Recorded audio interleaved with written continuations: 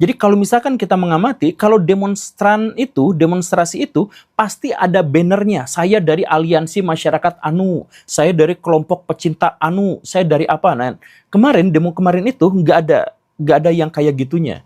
Ya ada dari mahasiswa, ada dari buruh, ada, tetapi ya mereka bubar juga, ya udah jelas gitu. Tapi ada yang tidak jelas, yang demonya tiba-tiba tengah malam, yang demonya tiba-tiba anarkis. Nah, tapi mereka tuh tidak jelas dari kelompok mana. Nah, kemudian dinarasikan itu adalah kelompok spontan dari masyarakat yang sakit hati selama bertahun-tahun sehingga mereka menciptakan gerakan, gitu kan? Ada narasi spontan. Tapi kalau itu spontan, lalu siapa yang menyiapkan logistik buat mereka? Kok ada logistiknya? Katanya spontan, tapi ada logistiknya gitu. Kalau misalkan itu resmi, ya berarti dari kelompok yang mana? Ternyata saya cari kemana-mana juga nggak ada yang ngaku. Jadi dari mana? Dan kemudian ada di antara mereka yang membakar halte, ada yang membakar fasilitas umum.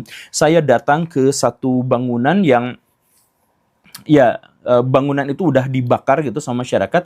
Saya melihat bahwa pembakaran ini nampaknya bukan hanya sekedar dibakar secara spontan dari satu sisi gitu.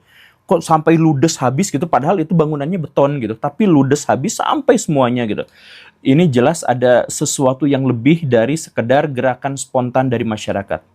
Ini benar-benar sudah disengaja untuk menjadi seperti itu. Nah, ini membingungkan kan? Kemudian kebingungan yang lainnya lagi, itu adalah ada larangan untuk menyalakan live TikTok misalkan ya, untuk bermedsos ria dalam demonstrasi dan kerusuhan yang dimaksud itu.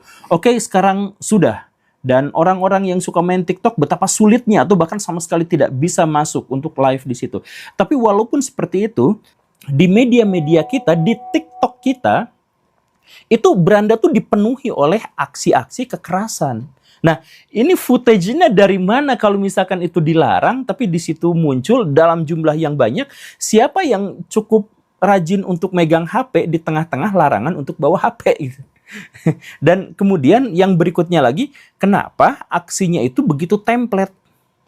Aksinya itu pasti dilaksanakan di malam hari oleh pihak-pihak yang tidak diketahui, yang tidak memiliki basis atau berafiliasi dengan kelompok tertentu, dan kemudian menciptakan kebakaran. Jadi di Makassar, di Bandung, di Nusa Tenggara Barat, di Jakarta, di mana ada pembakaran di malam hari. Jadi template acaranya itu selalu sama di situ. Nah, ini coba BEM mahasiswa, kemudian kelompok buruh dan